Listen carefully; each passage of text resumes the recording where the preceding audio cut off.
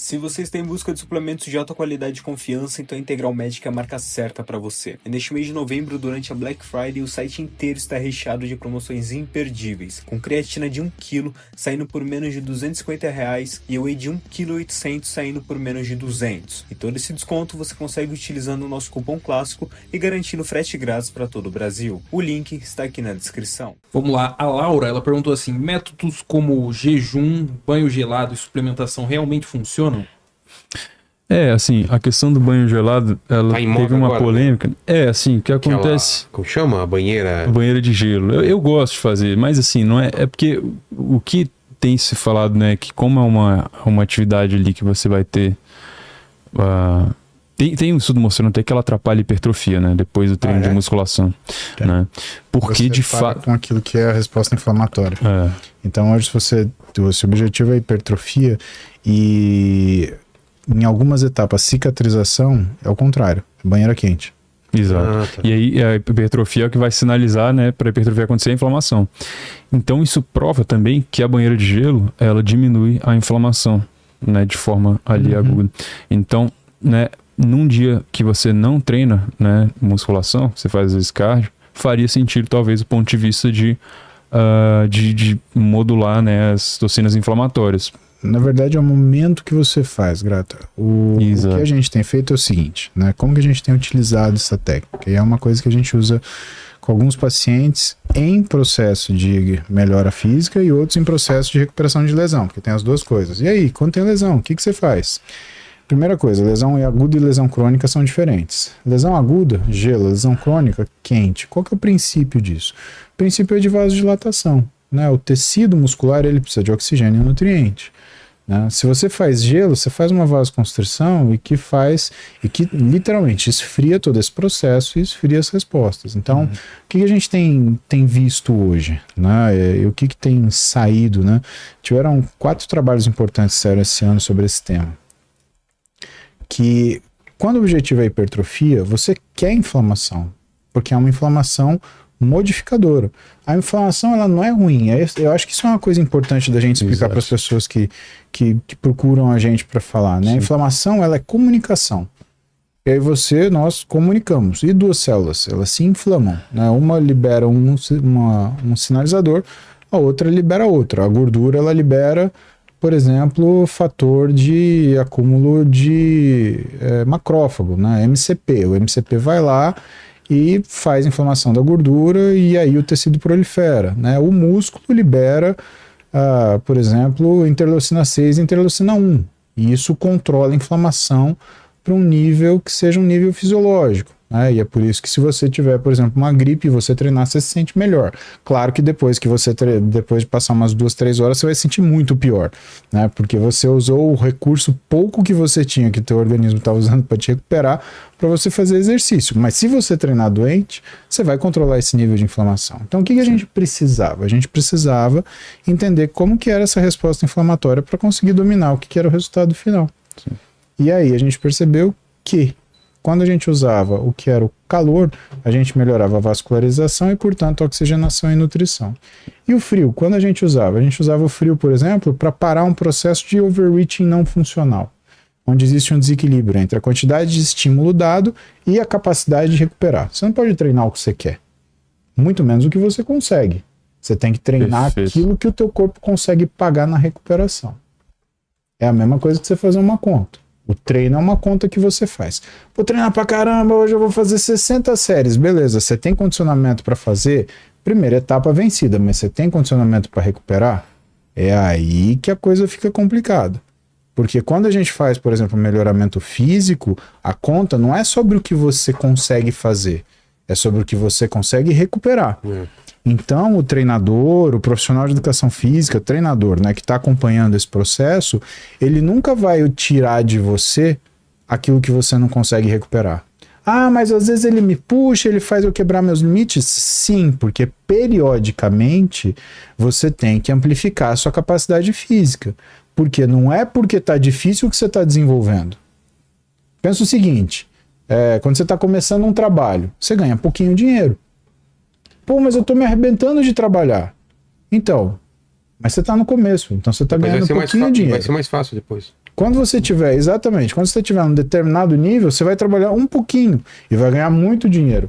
O músculo, entre aspas, ele é mais ou menos tem que assim. trocar de marcha, tem que fazer não sei o quê. Isso é o processo de automação, isso já é outra coisa. E que é uma coisa legal de você falar, porque muitas das coisas do dia a dia a gente coloca nesse processo de automação, e às vezes até falar com as pessoas. É mesmo, né? E essa aqui é a caca. E aí você fala, não, você falou que fulano, não lembro nada que eu falei, ou seja, só groselha, gastou o teu tempo e dele, você não lembra nada que você combinou com ele, vai furar e vai dar caca. Mas para o músculo, né, o que existe, né? Então, o treinador, ele te dá um determinado estímulo que ele sabe que você vai conseguir recuperar. E, periodicamente, ele dá um pouquinho a mais, que sabe que o seu organismo, sob estresse, ele recupera. Só que ele não vai sustentar esse estímulo extra por muito tempo. E aí são os processos de organização do treinamento que os profissionais de educação física falam para seus alunos, chamando de periodização. Né? E no caso específico da musculação, quando a gente fala de culturismo, quando a gente fala de estética, o tipo de periodização que a gente usa é uma periodização ondulatória. Então a gente usa diversos tipos de capacidades em diversos momentos e muitas vezes no mesmo treino. No mesmo treino, às vezes você treina uma força lá em cima. E aí, pro final do treino, você treina uma repetição lá em cima. E assim sucessivamente. Sabendo disso, a gente muda o que são as condutas de alimentação. E dentro das condutas de alimentação, a gente muda o que são os processos de timing para você conseguir o melhor aproveitamento disso. Eu acho que quando ela pergunta do jejum, né, então acho que tem duas vertentes que falam do processo da interferência da alimentação no que é a nossa qualidade e função cognitiva, né, o jejum e a dieta cetogênica. Então a gente tem uma série de estudos falando de dieta cetogênica para, por exemplo, alterações neurológicas. Epilepsia. Exatamente, principalmente a epilepsia. Por quê?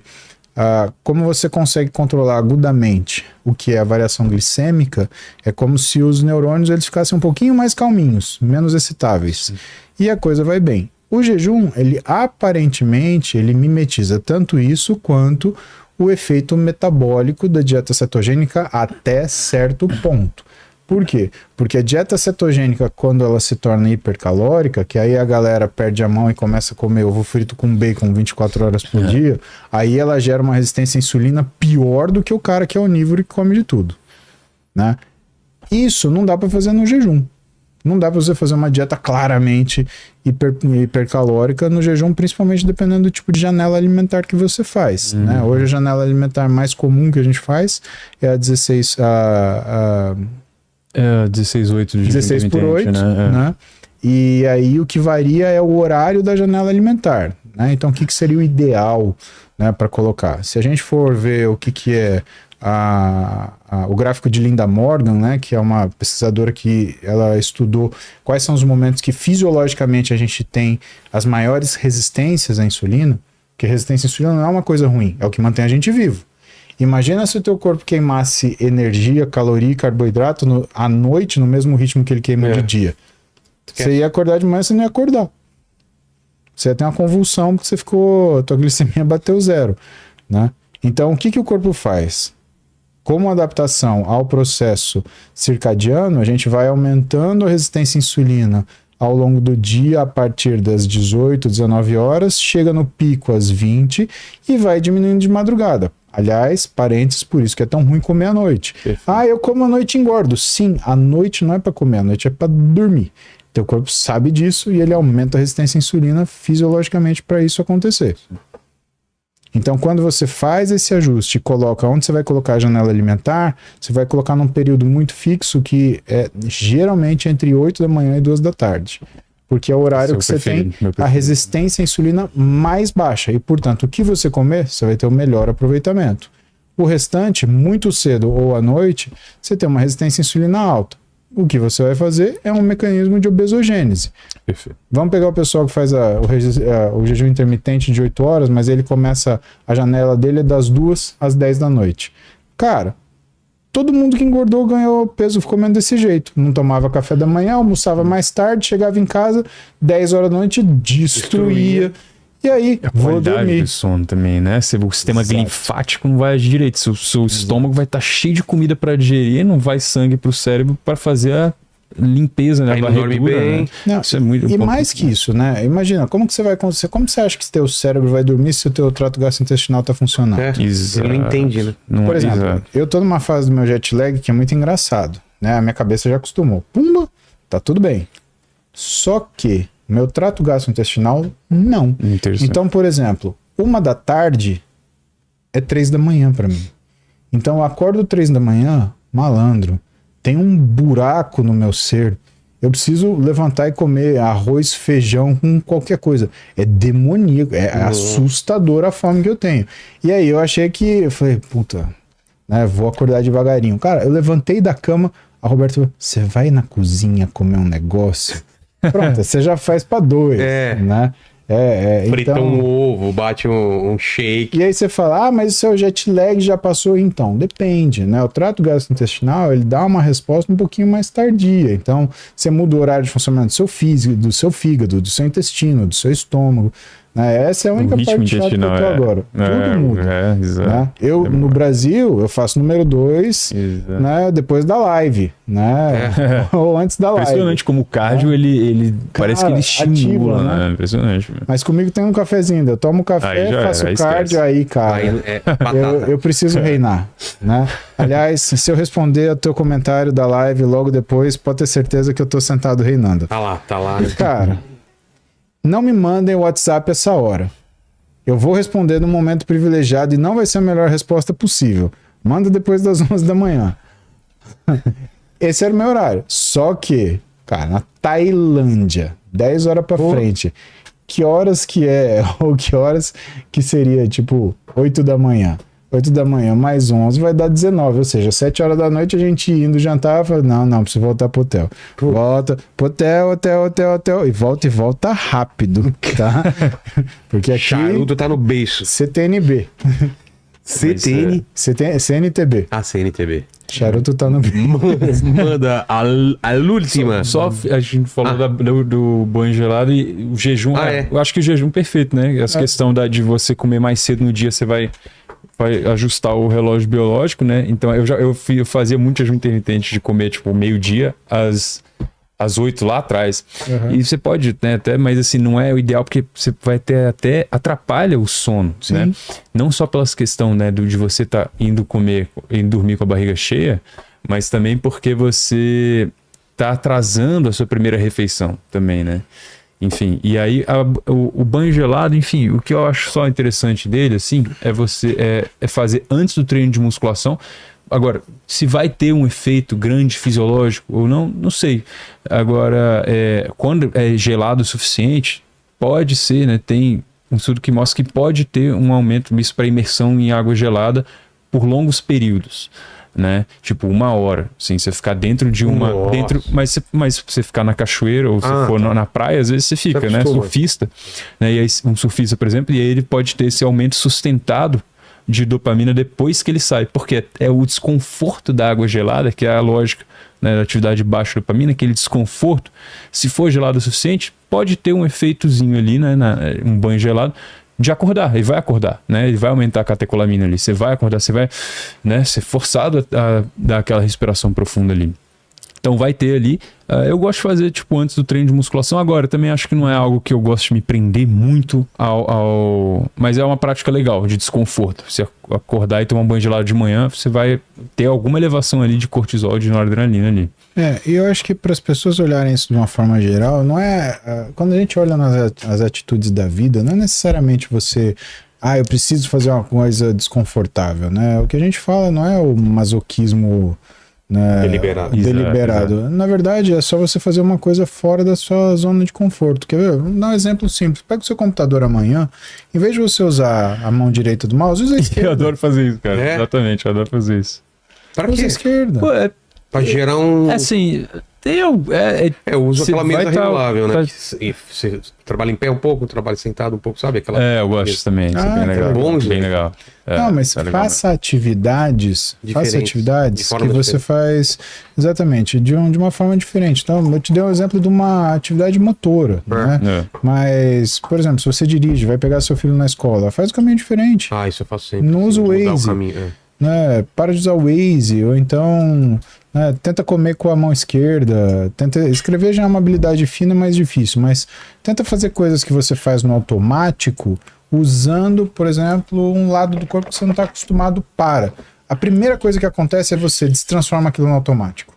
É a primeira coisa. Sair do piloto automático, né? Que é exatamente sair desse piloto automático. Cara, isso retomar o controle da sua vida. Exatamente. E é importante até para você aumentar o nível de consciência, né? Consciousness, né? Que é uma coisa importante. Não é tudo atenção. Tem uma questão de você estar presente aqui e agora. É o nível de consciência. Eu tô aqui, eu sei que eu tô aqui. E isso é uma coisa complicada, porque o cara que estudou isso, né? O James Heckman, esse cara até ganhou o Nobel. Ele mostrou que o nível de consciência é uma coisa que aumenta ao longo da vida. Então você tem nada quando você nasceu, só que, por exemplo, aos 40 anos de idade, você tem até 12 vezes mais consciência do que quando você tinha 20. Então o que é uma das piores coisas que a gente faz com a gente mesmo? Quando chega nessa fase dos 40, o pessoal, tá com a crise dos 40. O que é a crise dos 40? É você começar a lembrar dos seus 20 e começar a questionar as decisões que você tomou com as ferramentas mentais que você tinha naquela época. Perfeito. Meu amigo. Não tem como, né? É impossível. Aí vem a outra crise dos 40. Puta, eu tô velho, acabou. Cara, quando você tiver 60, você vai ter de 5 a 6 vezes mais nível de consciência do que você tinha aos 40. Quer dizer, você nem chegou no seu pico cognitivo. Então, sabe, acho que é importante a gente ter essa noção de que a nossa percepção de momento, de presença, de estado, de propósito, ela varia ao longo da nossa vida e não adianta a gente viver no futuro olhando para aquilo que vai causar ansiedade porque você está antecipando o que pode acontecer. Assim como é um desastre você querer viver no passado se arrependendo das coisas que você não tinha como fazer melhor. Presta atenção agora. E isso vai fazer com que você consiga ajustar aquilo que você precisa fazer. Eu acho que é legal a gente trazer esse conceito. Nível de consciência, cara, é o despertar, é o wake-up call. Putz, você me falou isso, vou fazer isso. Né? A gente precisa disso.